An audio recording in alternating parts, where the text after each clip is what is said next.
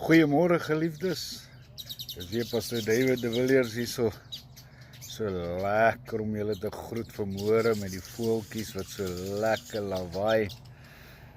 Jy weet, gisterand so lekker gereën.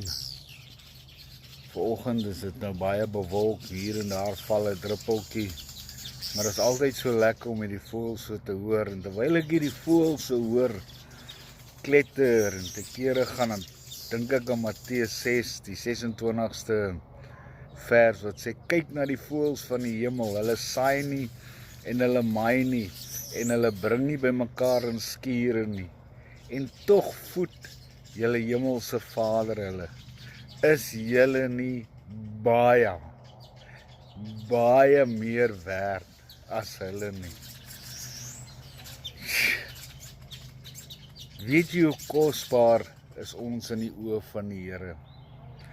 Ons is dit werd om kinders van die Here genoem te word. Hy is getrou en regverdig om ons sy kinders te noem. Kan 'n mens dit glo? Ons wat soveel foute maak. Ons wat soveel keer die Here teleurstel. Maar terwyl ons in hierdie stuk vleis rondloop, in ons vlees, is daar altyd hierdie stryd tussen die gees en die vlees. Maar dan moet 'n tyd in ons lewe kom dat ons hierdie vlees gaan begin oorheers. Ons gees moet sterker word, ons moet ons gees voed, sodat die vlees swakker word. Maar dink bietjie daaraan vandag. Jy's meer werd as die voëls in die hemel, meer werd. Hy's lief vir jou en hy sal jou nooit begewe. Hy sal jou nooit verlaat nie.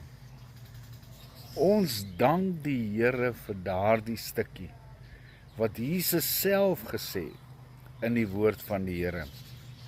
Deesdae dink ek so baie daaraan dat die Here ons liefhet en dat ons dit werd is. Ag, mag hierdie 'n wonderlike dag wees vir elkeen van julle. Mag julle altyd onthou, julle is meer werd as elke ander ding wat die Here geskep het. Hy het jou lief. Maar mag hierdie woord vandag in jou hart gebere word. Ag, mag die Here met jou wees en mag die Here julle seën. Mag julle hierdie dag uit die hand van die Here geniet. Geniet elke oomblik wat die Here julle bied. Dit help nie.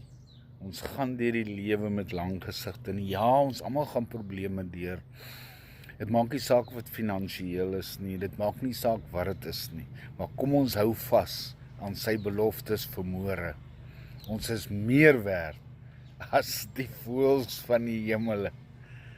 Be blessed. En ons praat weer. Mooi dag. Bye.